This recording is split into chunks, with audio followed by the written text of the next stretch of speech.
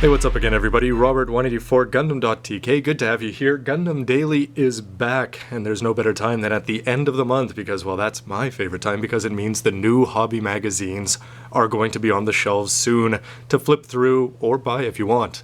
But if you don't have the chance, the Japanese blogs and Gundam Guy, who's been doing a great job with the English news, well, they've announced the new releases for July, so I thought I'd hit on those today before delving into the magazine contents themselves.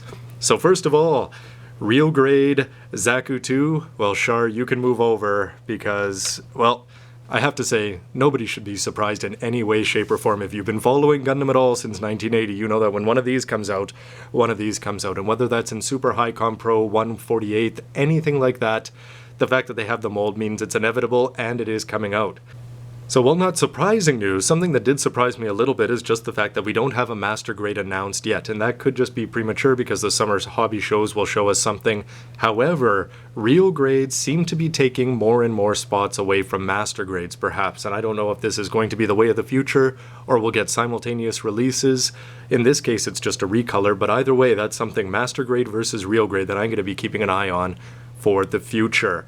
Now, the other thing that this brings up is version 2.0 Zaku 2. When that came out in the 2000s, all of a sudden we've had a million re-releases, whether it's Johnny Ridden or Shin Matsunaga or anything like that.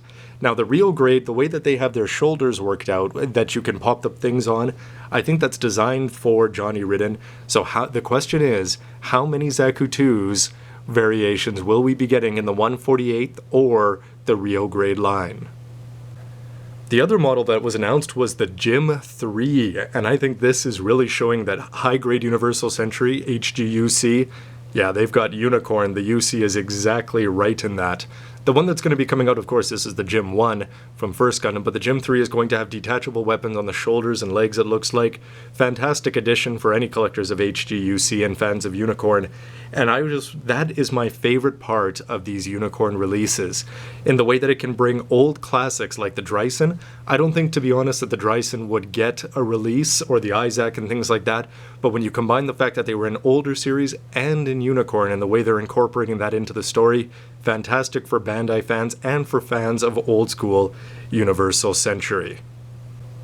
Don't forget that up until July, we've got all sorts of great releases from the Real Grade Ale Strike, the Master Grade 00, and the Master Grade Epion, which it scans, it's looking better and better every time I see it. Don't forget to be here at gundam.tk to check those out.